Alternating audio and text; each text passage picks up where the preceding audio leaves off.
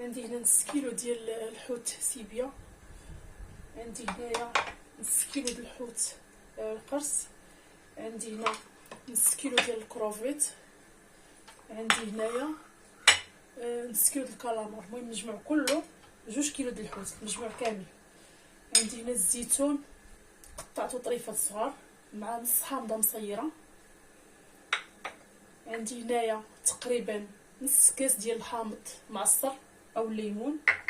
عندي هنا قزبر ومعدوس. عندي هنا شامبينيو. عندي هنا فصوص ديال الثوم طحنتها او تعصروها بالعصاره ديالها.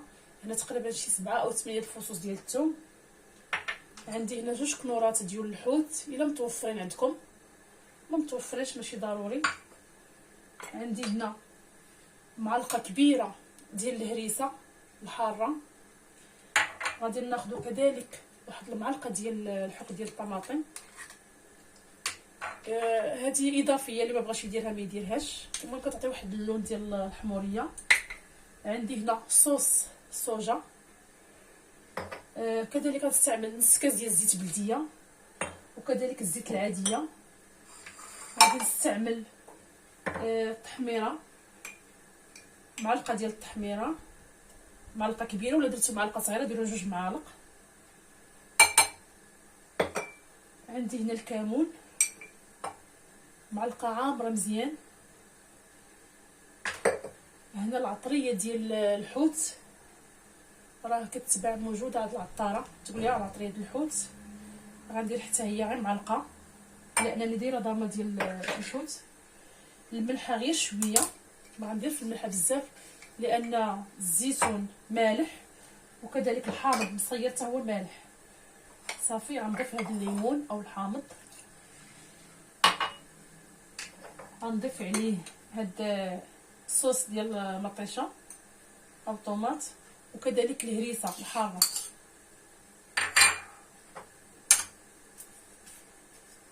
غنضيف عليه هاد صوص الصوجا تقريبا 2 معالق كبار. غنضيف نص كاس زيت بلديه، نصف كاس، ما عرفتش كيبان لكم ولا لا، هانتوما نصف كاس. هاد الزيت العادي غادي نحتاجها نشحر بها. غنخلط هاد المكونات، غنضيف عليها ضامه او كنور ديال الحوت. غنخلط هاد الشيء مزيان.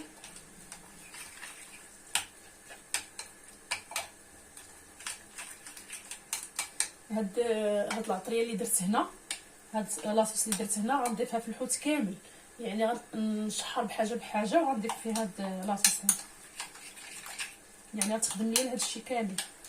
عفوا الثومه ذكرتها في المقادير وما درتهاش.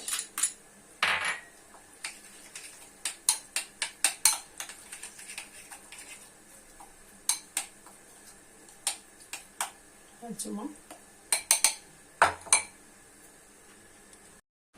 اول حاجه غناخذ مقله، غادي نشحر هاد الكروفيت هو الاول، غنضيف عليه شويه الزيت وغادي نشحرو بهاد لاصوص. غنضيف معلقه ديال لاصوص. صافي غنشحرو ونعاود نرجع. نتوما من بعد ما تشحر الكروفيت هانتوما غناخذ نحط في هاد البواطه. غادي ندير في نفس الطريقه ثاني، غناخذ هاد القرص غنضيف ليه كذلك معلقه لاصوص كبيره، وغادي نشحر نفس الطريقه، كذلك شويه الزيت، وغادي ندير في نفس الطريقه حتى هو غنشحرو. من بعد غنشحر ثاني هاد سميتو هاد الحوت هذا، غنشحر الكالامار، غنشحر هاد الشامبينيون، ونعاودو نتلاقاو باش ما يجيش الفيديو طويل. يعني كلشي غتشحر بنفس الطريقه، كل واحد غندير فيه معلقه ديال هاد العطريه ونشحر. هاد الزيتون ما غاديش نشحرو، الزيتون غنضيفو بحال هكا. صافي اللي شحرتها نكبها في هاد البانيو هذا.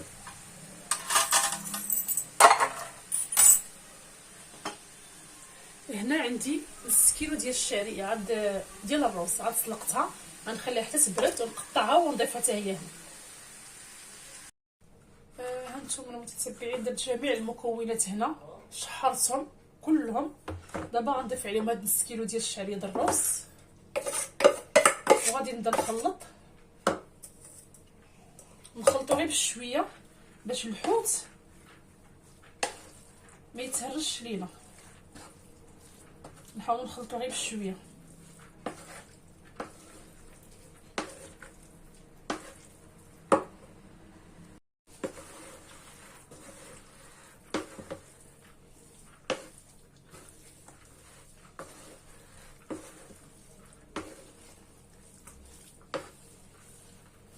فيها واحد الريحه غزاله، ما نقولش لكم ريحتها.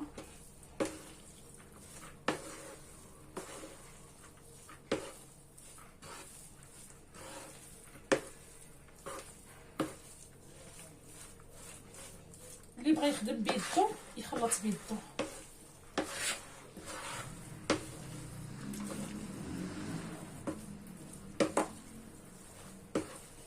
كما قلت لكم هاد نص كيلو ديال الشعريه درت فيه 2 كيلو ديال الحوت.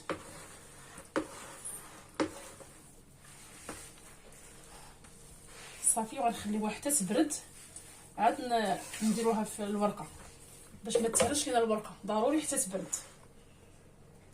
هانتوما المتبعين، انا مشيت جبت الورقه حتى كملت الحشوه، عاد جبت الورقه باش تبقى لي الورقه سخونه. هنا دوب شويه الزبده وضفت عليها شويه الزيت. هنا الزبده والزيت. بسم الله على بركه الله. كندهنوها الصينيه اللي بغينا.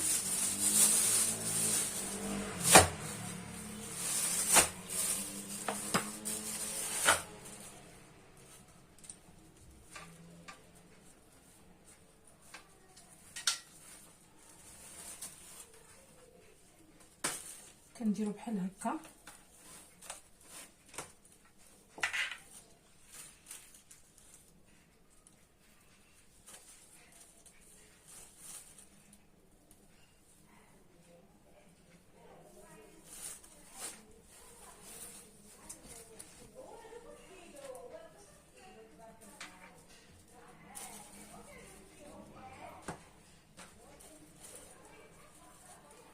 على حسب، دابا عندي الصينيه ما كبيراش بزاف، درت 3 د الورقات كبار. بالنسبه انا راه عندي الورقه الكبيره. الا عندكم صينيه كبيره بزاف راه ممكن ديروا حتى 4 5 د الورقات. انا هنا ضفت غير 3. وغادي ندير هنا الوسط.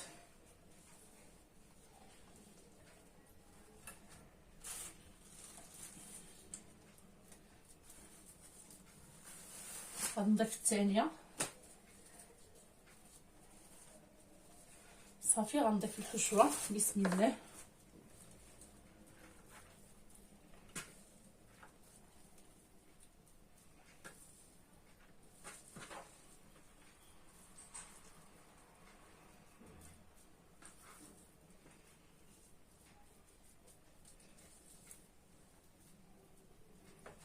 تحاولوا هاد الطروفه الكبار تشتوهم، تدخلوش في بلاصه وحده.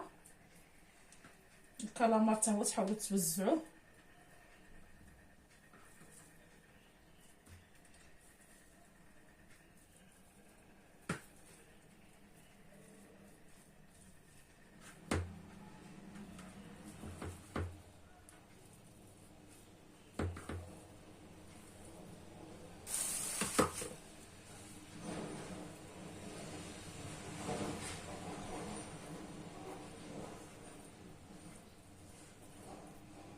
تحاولوا توزعوا هاد الحوت في كاع البلايص باش ما يجيش في بلاصه وحده. هانتوما كديروا كتقادوا.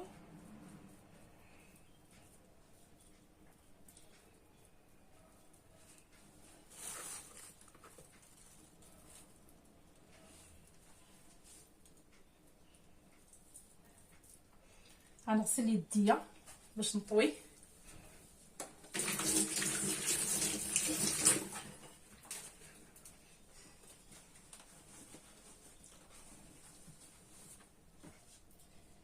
المهم كنقادو، كنعاودو نتنيو هكا.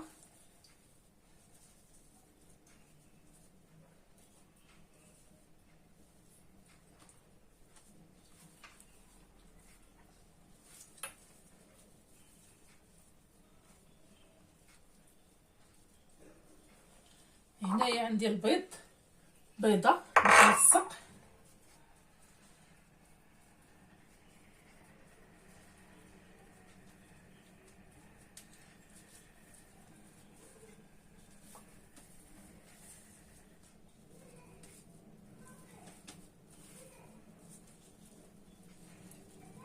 نحاولوا ما نخلوش مكمشه بزاف باش ما تجيش غليظه.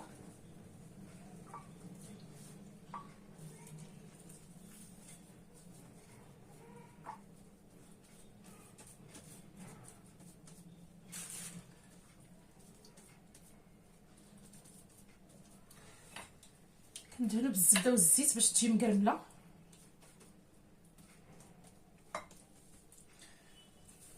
نضيف ورقه اخرى ثاني.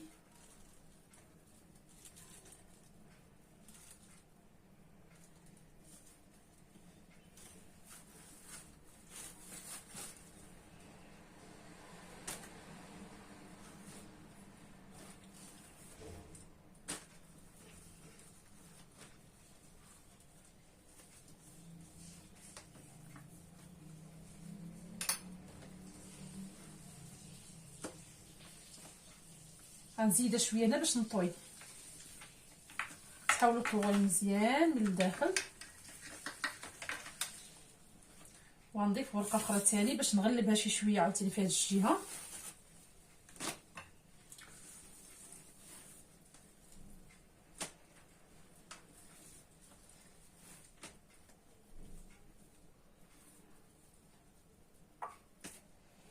عاوتاني نقلب باش نطوي مخده.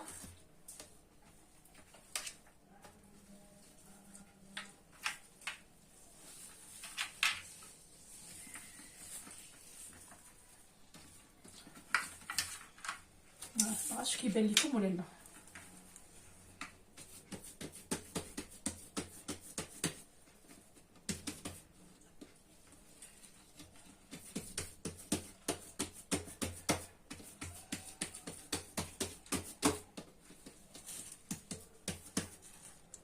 واحد شويه ديال التحميره نخلطها مزيان.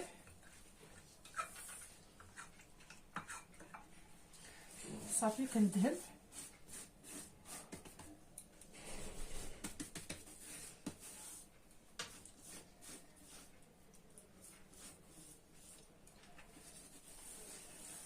غير شويه.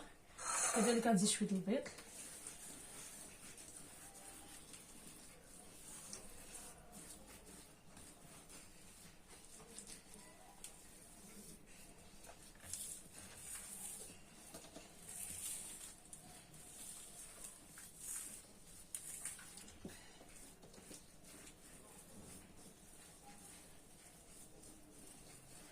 صافي هذه هي البسطيله ديالنا، بسطيله عاديه.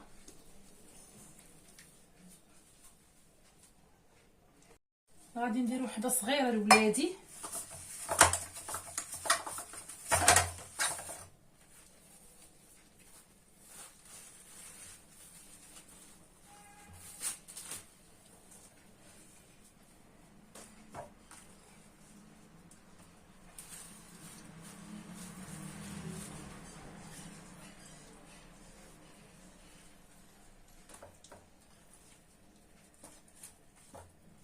هذه غير صغيره.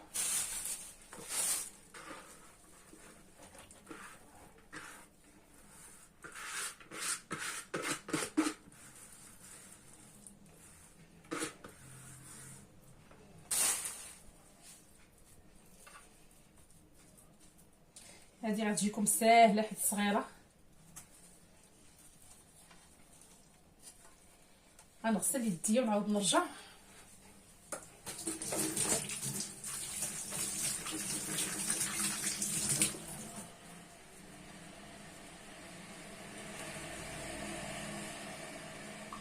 ندبلو جناب البيض.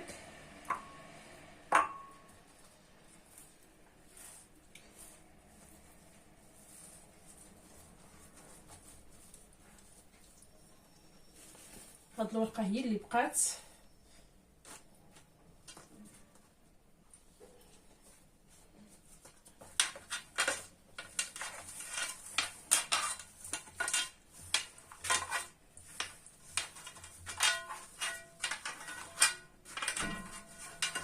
هي الصراحه خاصني واحد الوريقه ولكن ما بقاتش عندي، غنكتفي غير بهادي.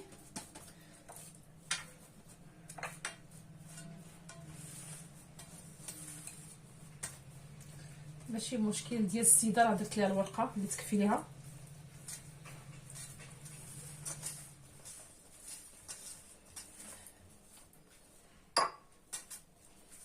هانتوما نقبها قبل ندخل الفران شي عويز رقيق باش ما تنفخش.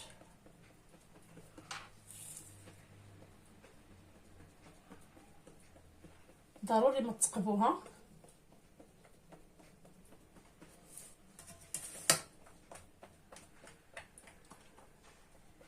صافي دابا غنشعل الفران 180 ديال الحراره.